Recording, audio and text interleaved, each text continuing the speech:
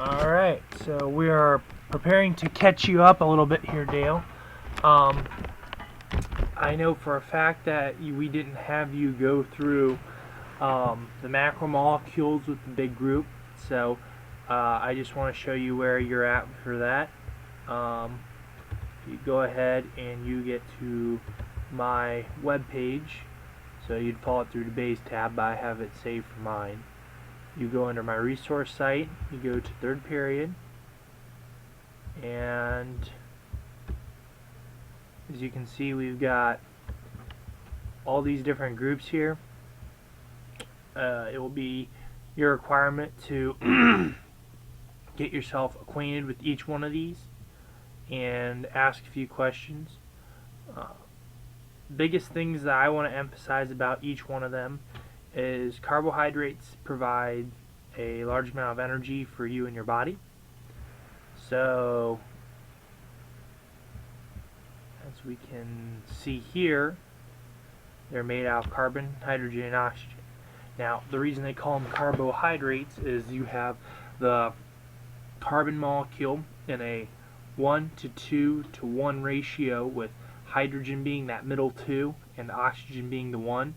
And if you think of H2O, you'd have one H2O molecule per carbon atom. So it just means that you have that ratio that exists. Okay? A lot of the carbohydrates are known as sugars. Two examples that you can see here are glucose and fructose. So those are two common sugars. That's what I would emphasize with on carbohydrates. Doesn't mean that everything else isn't important, but I would also recommend at least looking through this slide. I know for a fact that the macromolecules will be on the test, so keep that in mind. I would just read through all this material. Let's see, what else do you need to know? Okay, and then I'm just going to emphasize the biggest thing about lipids, and I'll move on from there as well. Lipids are also very big storage. I shouldn't say storage. They help with the energy that you would build within your body. Very high energy. It has, I believe they have it listed in this one. I'm not finding it, but it's listed where lipids, because there's a lot of these bonds, and you'll see you have this glycerol head and this fatty acid chain here. You see all these bonds that exist. Or you can look at this picture. If you can zoom in on that just a smidge. I'll blow it up. Yeah, so I can blow up this picture here, and you can see all these chains. Look, there's a chain, there's a chain, this whole thing's a chain, but there's a bond, there's a bond, there's a bond. Okay? So the idea behind that is you have these bonds with a lot of energy in them. So that's one way to look at that. So yeah, that's the biggest thing I'd emphasize. They have more energy than a carbohydrate. Carbohydrates are a big source of our energy because they're more with the ideas of sugars.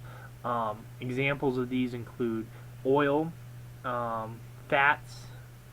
If you want to think of the phospholipid bilayer, that if you remember that term from when we did cell membrane, that cell membrane is made of 2 layers of this. Okay, so I'd emphasize that for the lipids as well. And then nucleic acids. Your two most prevalent examples are DNA and RNA.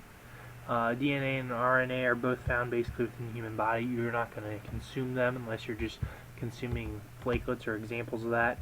So not seeing it here. Perhaps it's under third period's protein one.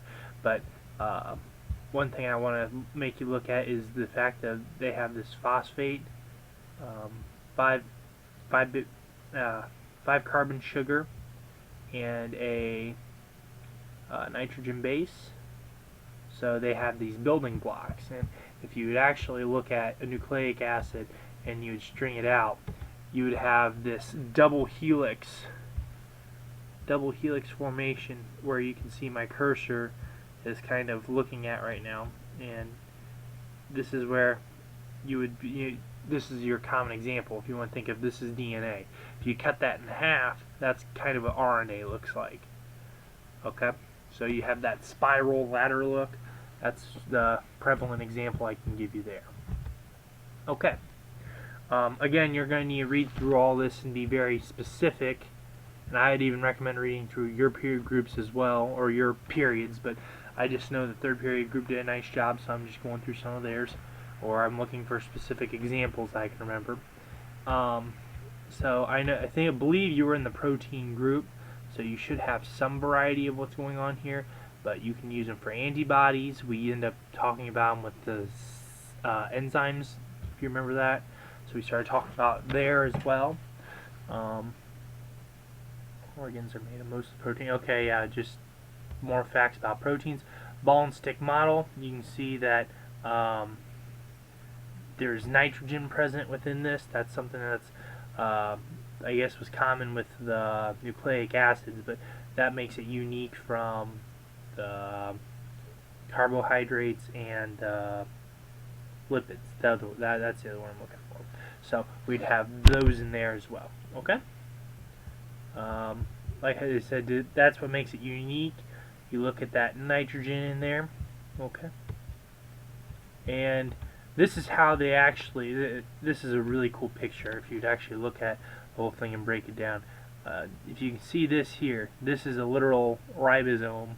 If you were looking at it through the cell, you have this mRNA, as that dictates there, that's going through and it's coding, and that ribosome, if you remember, it builds proteins. Literally, this polypeptide chain will eventually become a protein, and it'll bend itself into a unique shape or function. So that's how we get proteins, and this mRNA gets transcribed from DNA. And I don't want to complicate it too much, but these are probably the best examples of where our proteins come from. Actually, this is where they come from, not an example, but this is some of the best examples of connecting that ribosome to mRNA and DNA, which is what the nucleic acids are. So I'm not sure I emphasized that enough earlier either, but DNA stands for deoxyribose ribose nucleic acid, and RNA stands for ribose nucleic acid, ribonucleic. Okay. Again, you can ask me questions if you record a time and you say, oh, well, he didn't mention this well enough. Okay, that'd be fair. Great.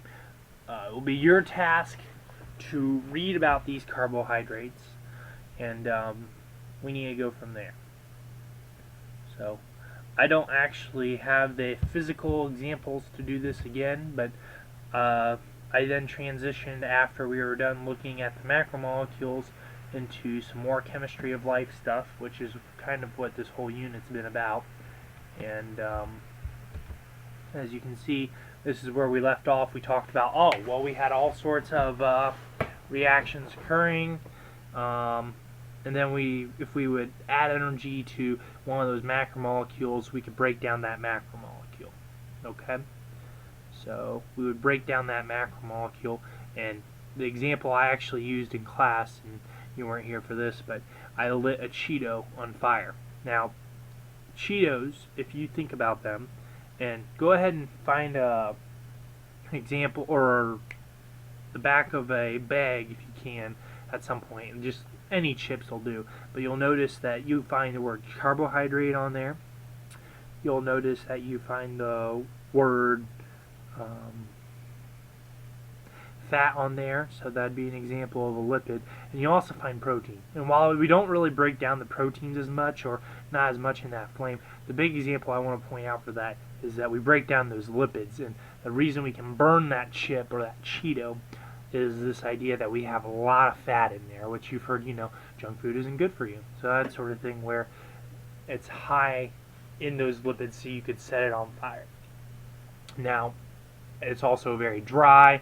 You look at some other ones, they'd be a little bit tougher set on fire, but my point being is we chose that because it had a high concentration of that. So then I wanted to ask the question, well, I put energy into this particular situation, and that situation is a-okay, but it's one of those things where if I lit that, or if I did not light the Cheeto, let's ask that. If I did not light the Cheeto on fire, does that Cheeto combust? No, it doesn't. So therefore, that's considered a reaction where you need to put energy into it. So that idea of energy is this idea called activation energy. So we start at the bottom here, and we have this thing called reactants. I'll go back into that a little bit more. But we needed, in order to carry out that chemical reaction, we had to raise the amount of energy that we were putting into that Cheeto.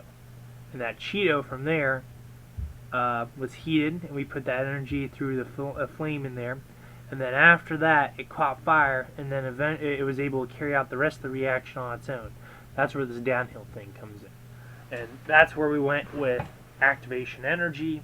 But I also wanted to mention this idea that we break stuff down. It got brought up in class, and I think you were paying attention for this, so that's good. But if you would have a chemical equation, I'm not seeing one on here. Let me pull up Word for you so that way you can see that.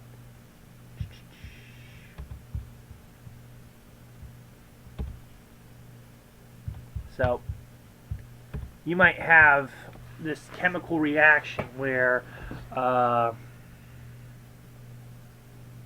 you have reactants on one side of the equation where it's O2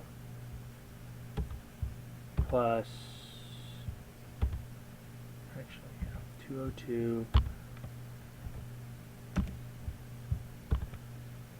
plus H. Nope, no, I did that wrong. 2O2, 2H2. Okay. Yeah, this is what I want. So, relatively happy with that. And as you can see on the left side here, I have two sides of this equation. You don't see the other half yet, but on this side we have reactants.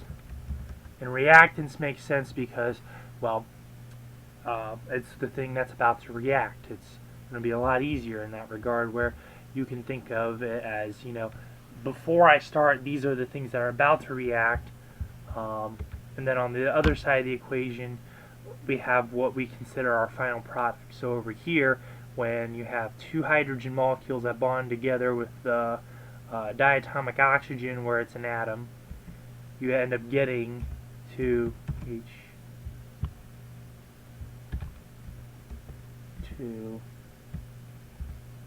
Nope, not O. 2H2O. Okay? So you have these two water molecules now, and if you look, you'd see this 2 here and this 2 here indicate that we have two oxygen atoms. So we have two oxygen atoms on this side, two oxygen atoms on that side.